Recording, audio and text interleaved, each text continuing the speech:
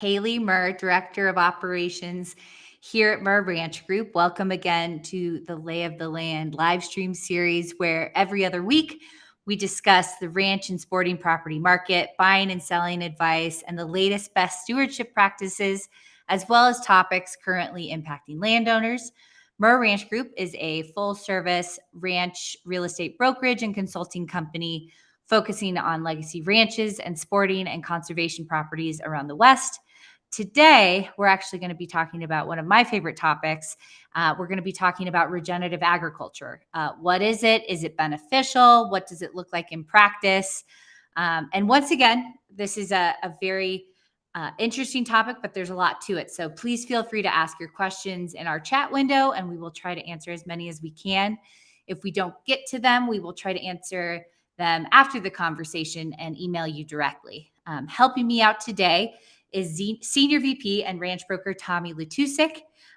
Tommy has been on the series before, but he's also always been involved in regenerative agriculture from his time as a brand ambassador for Pasture Map, a mobile grazing regenerative agriculture inspired smartphone app that actually helps ranchers keep track of their animals and forage, to being involved with Colorado CEWL, a group that helped pass new healthy soil legislation recently in Colorado.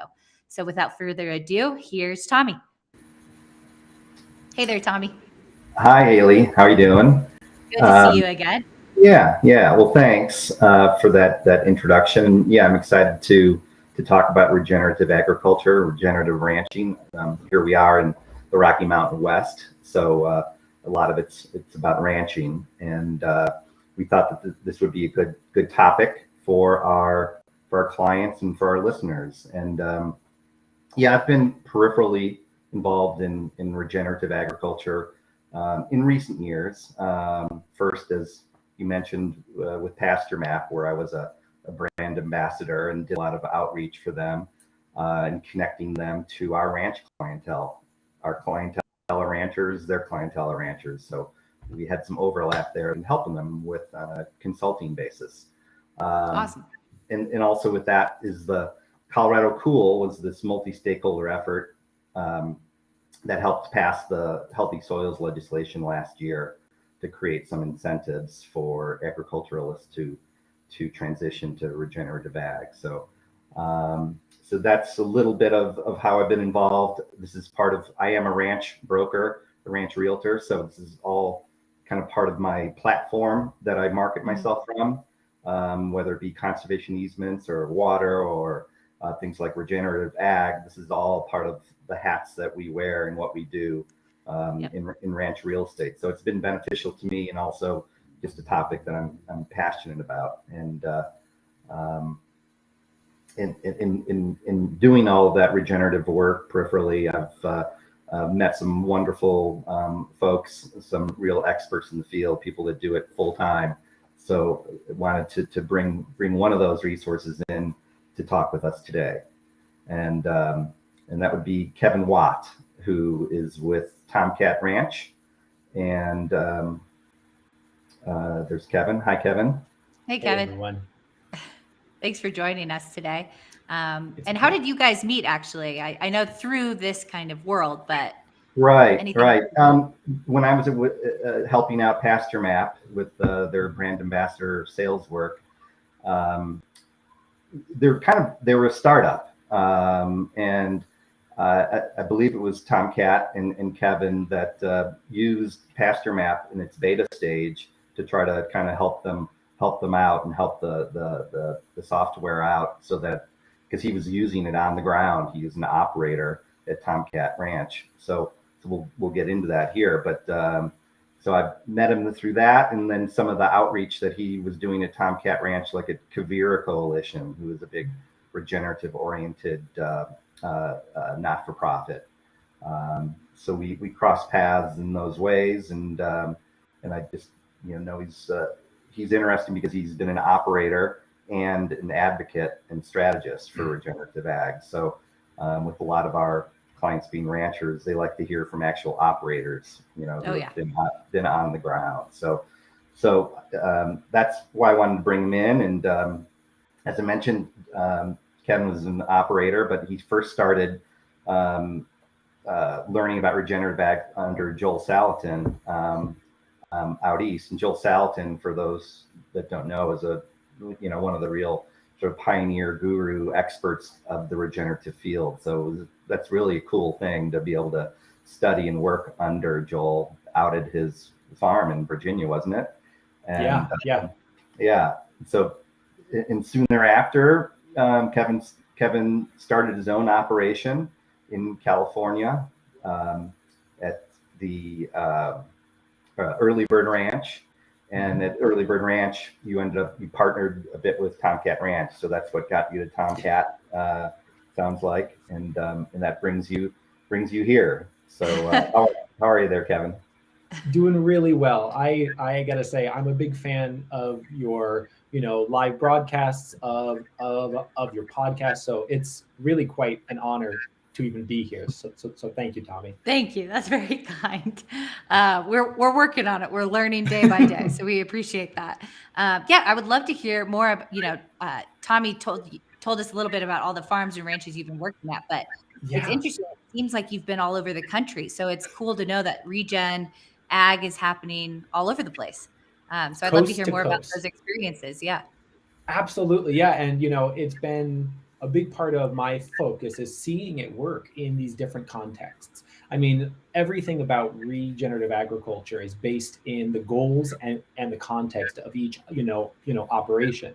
And working for the very for-profit East Coast farm known as Polyface Farm, and then moving over to the West Coast and in Silicon Valley with Tomkat Ranch, which is a nonprofit and sort of a learning laboratory and a production ranch, seeing that these principles work in different climates, in different organizations, has really just made me feel like I made a good choice in terms of my career. So, so would it help for me to start with a bit of background on Tomkat Ranch?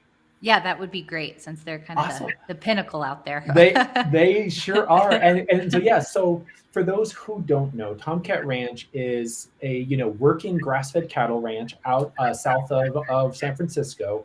But it also has a nonprofit element where it's a learning laboratory. And it's, it really started with this notion of, can agriculture be beneficial to the health of our natural and our working lands? And many people don't know that when, Tomkat Ranch was purchased by its current owners, the previous owners had seriously over-farmed and over-ranched it. I mean, we had cars dumped in the creek, topsoil scraped and sold off, and we had lost, nearly all of those deep-rooted native and perennial grasses, which do awesome habitat work, carbon sequestration and soil stabilization, late season forage for the cattle. So for us to be looking at what can agriculture do, the primary goal, wasn't to just, kind of keep things where it, sort of was, but to regrow it, to regenerate it. And it's been such an amazing sort of experience to be part of this massive and very long-term experiment, because a lot of conservation, right now looks at healing land through the lens of stopping agriculture. And I really loved that at Tomkat Ranch that they said, okay, if agriculture is so potent that it could cause these problems, could it also be, potent in solving them? And so, it's been an adventure. And just as some of the broad highlights, we had partnered with Point Blue Conservation Science to do really rigorous sort of, ecological monitoring to track what was changing and if things were actually getting better. And by just changing how we were grazing the cattle that were already on that property, and changing them from just having continuous access to all of the property, and instead, dividing it up and, grouping them in concentrations that were closer to what wild elk or wild bison might have done. We saw in just the first 3 years, a nearly tenfold increase in the detectability of our native and perennial grasses. And that's with no seeding, no spraying.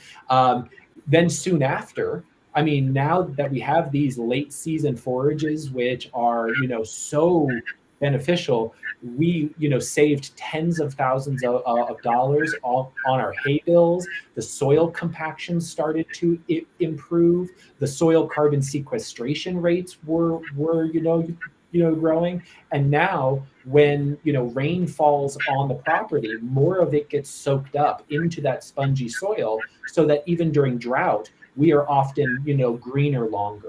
And it's just Wow. been incredible to watch. And so that's what my career is now, trying to help others make that transition to a form of agriculture, that can achieve their long-term goals. And it's neat to see that it's tangible outcomes that you're seeing firsthand, even since starting there. So, Yeah. and I guess just to like really break it down from, for at the basic level, because while the three of us might know what regenerative agriculture is, a lot of those watching probably don't. So, just at a basic level, what is regenerative agriculture to those watching? Yeah, that's such an important question, and I often like to start by describing sort of what our status quo, currently is, because a lot of our agricultural, system isn't sort of participating in, regenerating the health of our land. It's often causing some pretty serious harms, and so, I think that we all have seen biodiversity is shrinking, and especially with our large species who rely on our complex and healthy food change. There are studies out that show that a third or even more of our world's soil has been moderately or seriously, harmed by agriculture. And just in our country, we see that on agricultural land, 6 to 18 pounds of topsoil is lost for every pound of food that we eat. And so Wow. this has a big impact on the productivity of our lands, of our soils. And, a lot of farmers and ranchers have seen that they need ever growing amounts of costly inputs like water and fertilizer just to, keep up. And so to that point, it's a really important thing to note that our status quo isn't really serving folks, and that, some people don't know this, but as our farmers and ranchers are confronting these historically intense and variable, weather patterns, they're also seeing shrinking, profit margins. And so U.S. farmers, that they often have suicide rates that are double that of combat vets. So, Wow.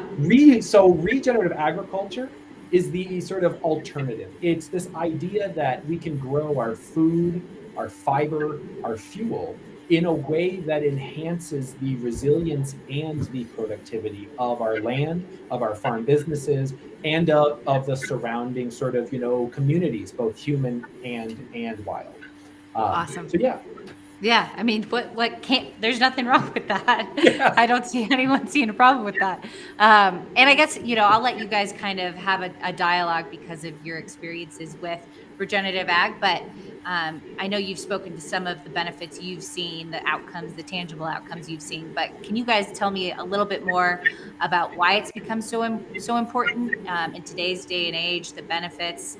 And I guess I'll let you, Kevin, you talk about it a little bit. But then Tommy, if you want to go into some of the examples you've seen in your experience as well. Great. Mhm.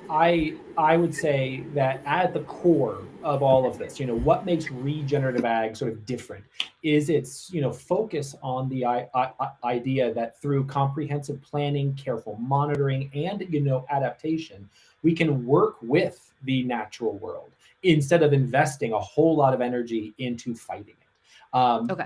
And so, what regenerative ag does that's sort of different is, instead of trying to externalize costs and oversimplify, management down to NPK, it's trying to really manage the whole system. And it varies place to place, obviously, and operation to operation, but it really comes down to 6 principles. And, these are things that I've seen work on multiple continents, and certainly all across the, West here. But it's to understand your context, to really understand that when you come onto a piece of property, trying to insist on what it should grow, regardless of its weather, its water, its community, its market, its soil, that's a great way to lose a whole lot of money and stress yourself out. It's also about minimizing the disturbance of the soil, which we are learning more and more every year is this incredibly complex living system that as we till it and rip into it, it hurts its ability to hold moisture and feed plants. The third is to maximize the diversity of crops and plants on any given landscape, because they often create synergies which are greater than the sort of benefits that any one plant might have provided. Fourth is to keep that soil covered and armored, because the sun, the wind, the rain can damage it and often carry it off. And then the fifth is to maintain the living root systems. And this is a big change in soil science, because what we've realized is that most living plants, as they photosynthesize and take atmospheric carbon and turn it into carbohydrate to feed, themselves, they also will exude the majority of it out into the soil microbiome. All those little bacteria, fungi, nematodes that help to protect those plants and feed them. And so really trying to protect that soil is key. And then lastly, my personal favorite is to integrate livestock, because what we have seen, and this often raises a few eyebrows in the world of conservation, but that livestock can be very beneficial. Plants and animals often have developed over millions of years these relationships which are mutually beneficial. And if you try and raise them in separation, it's the perfect way to be inefficient and to sometimes court some really bad outcomes. And so those 6 principles are how I would often break it down as the sort of the starting ground. But Tommy, anything you would add there? Sure. Yeah. And my perspective is slightly different, being, again, a ranch realtor. We're always trying to kind of create value in our clients' land and to help farmers and ranchers make more money. When they do that, that enhances the value of their properties and creates value. Yes. And that's something that we are interested in doing as that asset that is land. And regenerative, you talked about using animals as tools on the regenerative side. That comes to the cattle and grass-fed beef, which is the product that comes out of regenerative ranching here in Rocky Mountain West, is a type of beef that's healthy and lean, and farmers and ranchers can often get a really good amount for that beef. So in that sense, we're wanting that land to be productive and have that rancher make more money. We're really looking for them to make more money and create value in that land. And also in additional income streams that can come from regenerative ag, like the carbon markets. And you talked about the carbon sequestration that comes out of using animals as tools, and the mob grazing that they do. They can get more animals on the ground, and they can sequester that carbon. And there are markets emerging to pay those farmers and ranchers for doing those regenerative methods and storing that carbon in their ground. So these are all ways that we're helping our ranch clients create value in their land. So that's a big part of kind of how I got involved in regenerative ag. So I guess my question would be, it seems like this is a great form of income stream. There's a lot of different ways. I mean, one, it improves productivity of cattle. Like you said, there's different types of markets that can exist just by doing some of these practices. I guess if it's so beneficial, why don't more people do what you guys are talking about? Because it seems if, I had the capacity and the team behind to do it, it seems like it would be a good operation to have. Yeah, I mean, it's as Tommy said, it is so beneficial that there are new markets which are quantifying and actually paying the ranch owners for many of the ecosystem services. Folks are seeing that if they graze their cattle or goats in tight mobs, that they're able to control fire risk and improve the water cycles. And it is a big question. Why don't more people do this? And the answer that I often have found is that it's a significant paradigm shift in our thinking. I think that, when we look at the existing system of the advice that people get from fertilizer companies or from the extensions, from government incentives, or even from the sort of market itself, so many of these benefits are often unrecognized and not sort of compensated yet. And so a whole lot of people have to be very innovative about how they capture that sort of value. We actually did a profiles series in 2019 at regenerativeranching.org, where I got to travel all over the West, from Canada down to Chihuahua, Mexico, and see the different ways that people were finding ways to capture that sort of value, because it takes some ingenuity. And it was incredible to see that different people were able to find, as Tommy said, ecosystem service marketplaces, premium pricing. I had a whole lot of people who were interested in agritourism, because obviously as your grassland gets healthier, as your watershed is healthier, that they found that they had more elk, and that the hunters who were paying them to come out were seeing a successful hunt rate far higher than a state average.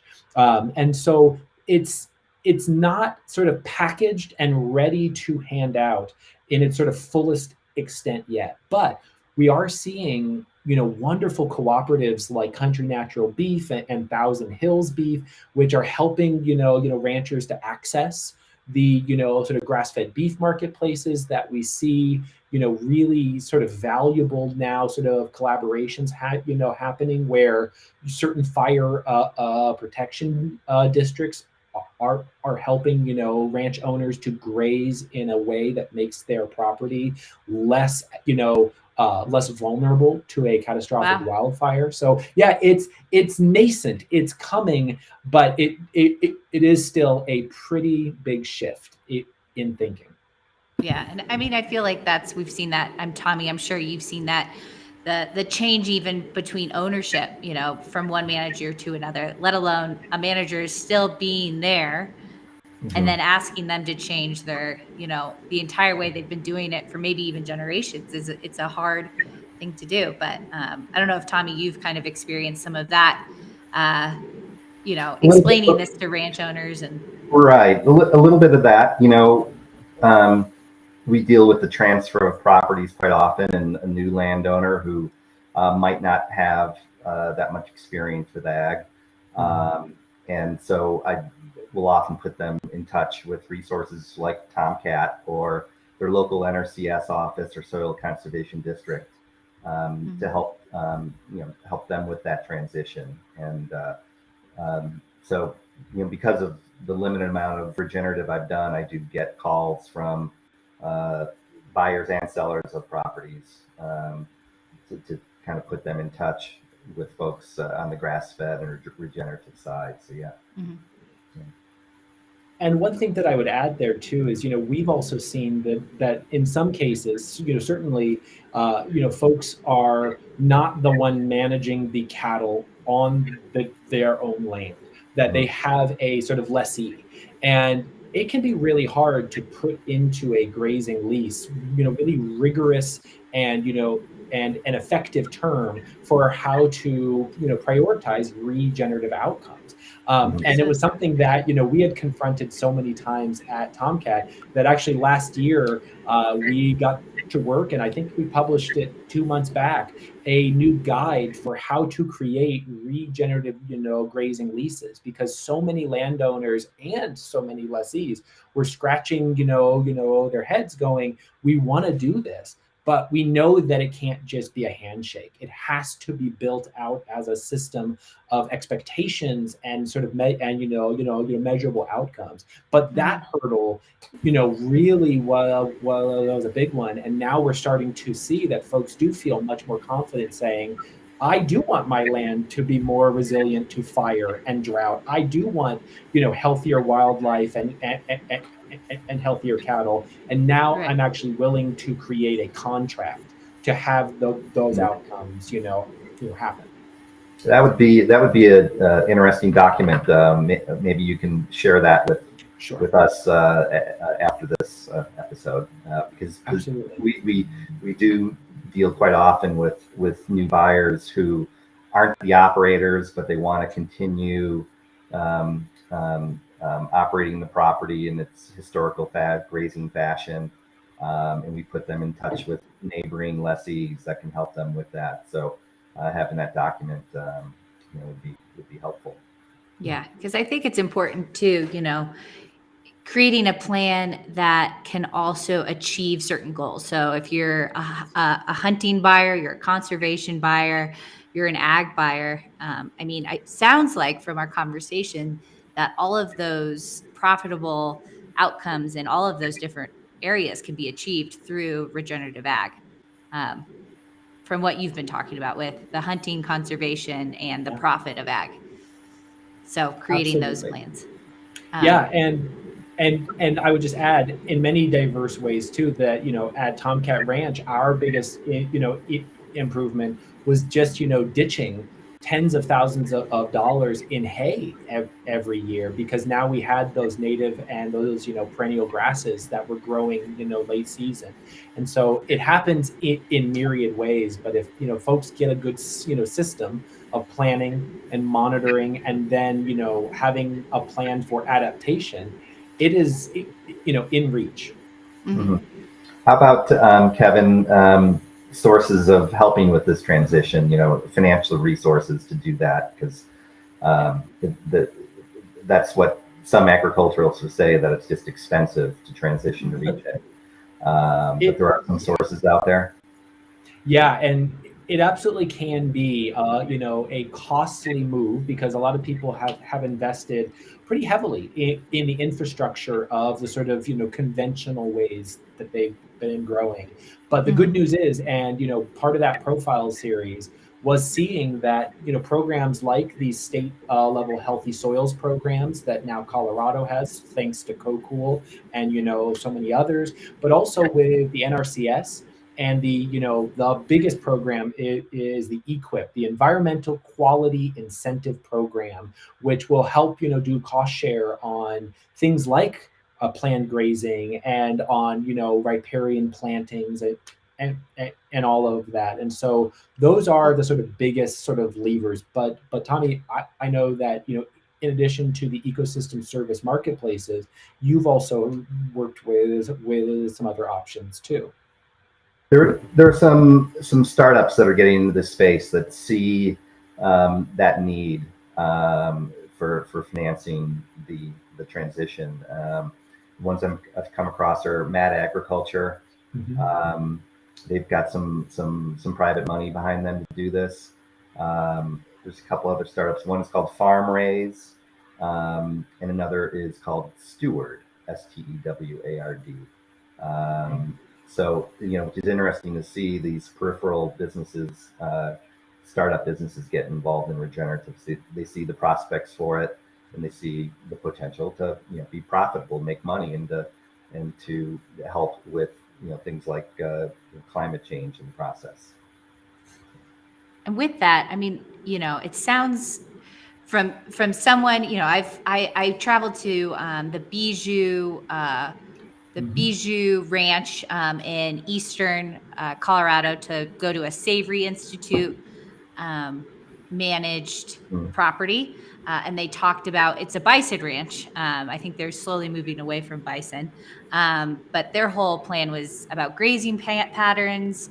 But they created the plan based on what the rancher needed.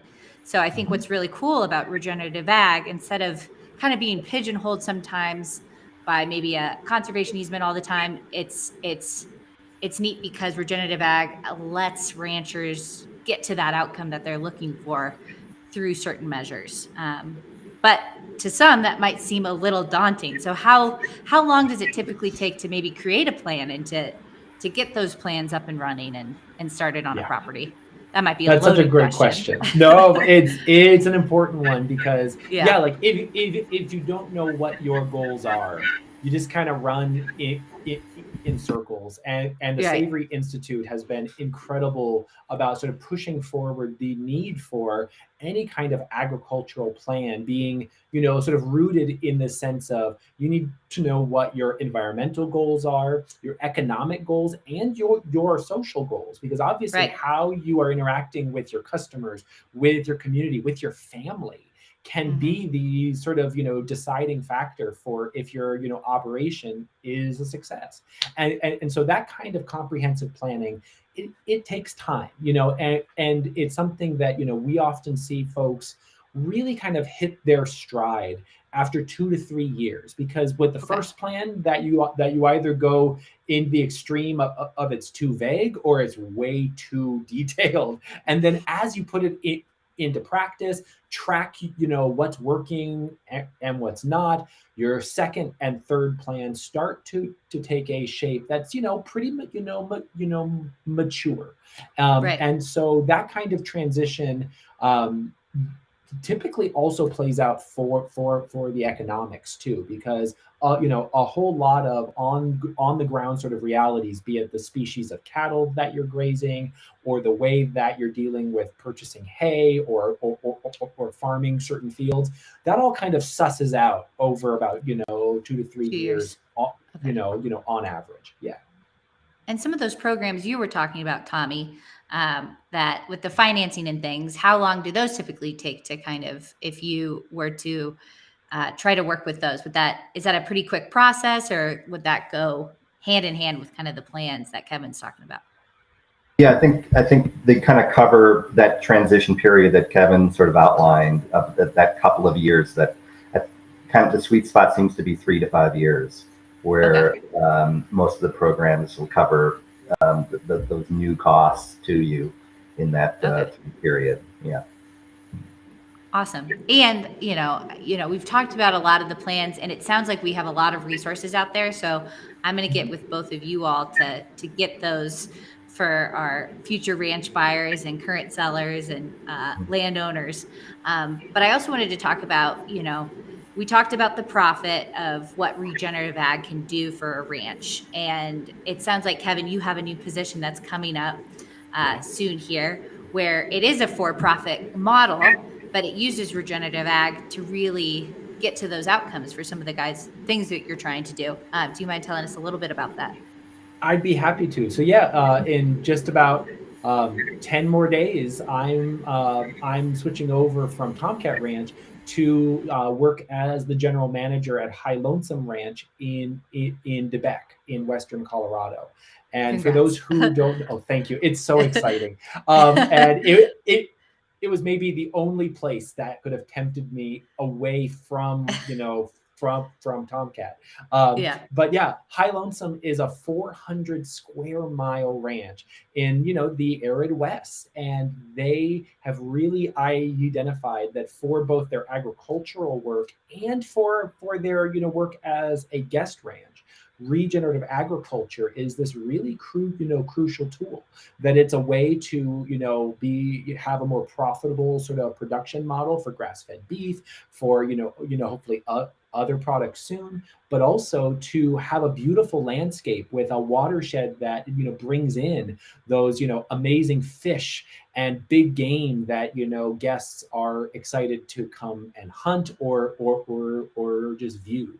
And so yeah, it's really a great opportunity, because to do it on that scale and to do it in a for-profit model offers yet one more sort of data point that this is possible, and that people aren't just sort of spouting it as dogma, but as a real sort of practicality that is worthy of investing money and time into.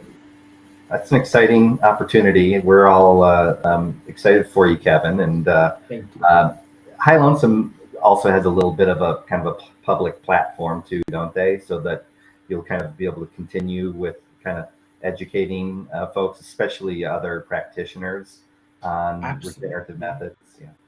Yeah, and both with on-site sort of education and demonstration, but also with the High Lonesome Institute, which is a sort of scientific sort of collaboration to really once again monitor in a very rigorous way what's happening and what is sort of influencing it, because there are wonderful anecdotes out there, very powerful stories, but what will change things for policymakers, for folks who have a very sort of a lot of skepticism, it is that sort of peer-to-peer science, that idea of here's the hard data showing that this watershed or this pasture were improved by these practices. So yeah, stay tuned, and we'll hopefully have that forthcoming. Yeah, we're so excited for you. That'll be awesome. I mean, it's cool too to see it's all these different ranches with all these different goals, but regenerative ag has been a component to all of them. Can you tell me a little bit, each ranch you've been at, what the overall goal was, and then how regenerative ag kind of helped, leading to Yeah. ending with High Lonesome, I guess? Sure. I mean, so what's really neat is, speaking just from the places where I've been and I've worked, the diversity of operations tells this story, really well. So at Polyface Farm, for them, it is about this sort of this honoring of the land, this stewardship of saying it's our responsibility as sort of stewards of the land to engage in our agriculture in such a way that is making this land healthier and more vibrant. And in doing so, we're feeding our neighbors and our family good, healthy food. And that, I think, is a really big sort of through line for a lot of the rural producers who I've worked with, is this honoring, this sort of land ethic of course, that this is my responsibility, and my great grandchildren shouldn't have a giant gully, because I didn't do my job. So Polyface, I think, had just exemplified that. That and when my wife and I started, Early Bird Ranch, we used the sort of adaptability of regenerative agriculture to find a way to start our very first business, that by being able to graze on land that others were already grazing, but with different species, by complementing the grass-fed beef with our pastured poultry, that gave us opportunity and helped us start a family and a business.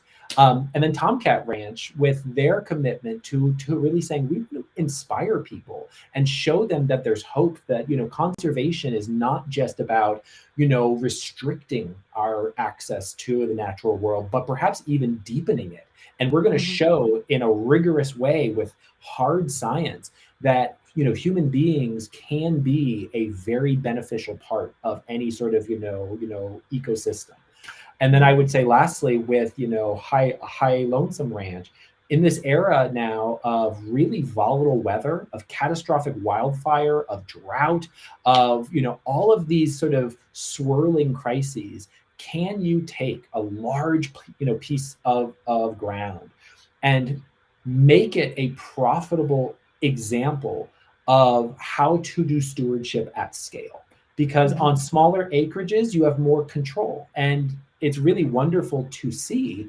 But we are dealing with over 360 million acres of just rangeland in this country. Yeah. And if all of our examples are ranches of 100 acres, 500 acres, maybe 1,000, that's inspiring, but it may not be catalytic. It may not actually push us into change. But when you're looking at 400 square miles, if it's working there and it's working in the arid West, now you can actually say this is doable in our lifetime. So yeah, that's how I would say that Regen Ag has sort of touched each of these properties. What a cool trajectory. I mean, sometimes we talk about the water and the climate and everything. It's nice to have a conversation about something that really gives hope that, these type of practices and this change in how we look at agriculture can be productive and the outcomes can be reached for ranchers. So that I love just hearing your trajectory because that makes me very hopeful for the future. Me too. And are there any other, I know we talked, you guys have a lot of different sources and a lot of companies. Tommy, I know that you were recommending some that ranchers can look into, but anything else that, maybe people aren't necessarily landowners, but they want to learn more? Any movies or things like that that people should be checking out to learn more about regenerative ag? Absolutely. So the top three, which I often offer, so two are at Tomcat because we built them because we needed to be sharing this. So there is a curriculum that we had an incredible intern sort of put together with the myriad sort of digital resources out there called Welcome to regenag.org. And it just sort of Easy. takes you through a self-guided, sort of introduction to all of this. The second is on our website at Tomkat Ranch. So that's TOMKAT ranch.org. And and it's called our Regen Ag Toolkit. And it's all of the guides and resources that we bring to sort of curious minds and often landowners to just say, here, like start here with learning about monitoring or different grazing styles. But the last one, which is on Netflix, is Kiss the Ground, and it's a movie that was put out I think two years back, and it is such a beautiful and inspiring sort of look at what the power and potential of regenerative farming and ranching are, both in a national and in a global context. So yeah. Those are my recommendations. I love that. And Tommy, is there anything you've read that you have the listeners watch or listen to? Well, Kevin covered a lot of it, but my 9-year-old really likes Biggest Little Farm too, which is a little bit more on the farm side than the ranch side. And of course, we're here at West, so we've been focusing a little bit, regionally around here. But that Southern California, but a farm, Ventura County, that you get to know all these different characters on the farm, the pig and the Greasy the rooster and stuff. So my 9-year-old learned about regenerative ag and closing the loop by watching Biggest Little Farm. So that's a fun one too. Beautiful. That's good. Well, it's good to also see that the next generation is also learning about it. So that was a really good segue. Awesome. Yeah. Well, I really want to thank you both for just taking the time. As I said before, this is an inspirational topic to me. And I know, Tommy, you've felt the same way about this and what you have your interest in. Kevin, you've done so much for the industry. So thank you. And I don't know if you guys have any other closing remarks before I let you go. Oh my goodness. Well, just sort of going back to what you had said about hope, I really have found that as we hear all the ways that, human society has contributed to a destabilizing climate and all of these other big things, there's always a kernel of hope there that if we had the capability to cause that, we very likely have the capability to heal it. And regenerative agriculture is a sincerely powerful and scalable way that we can interact with this planet in a way that grows healthy food, but also cares for the so far only planet that we have. So yeah, I appreciate that. Yeah, that's great, Kevin. Thank you. I share Kevin's optimism for this approach to land management, and just wanted to thank Kevin for coming on the show with us. We appreciate that. It's been fun. Thank you. Great. Well, thanks, Tommy and Kevin. Appreciate it. Thank you. And just to close out, if you want to learn more, be sure to check out, Tommy has written a blog post in the past. It's called What's All the Fuss About Regenerative Agriculture? And then be on the lookout for an upcoming live stream that dives into what one of our clients, the BX Ranch, is doing with regenerative agriculture on their own property. And as always, subscribe to our newsletter on our website at www.merranchgroup.com or give us a call at 303-623-4545. Thanks, guys. Thanks. See ya.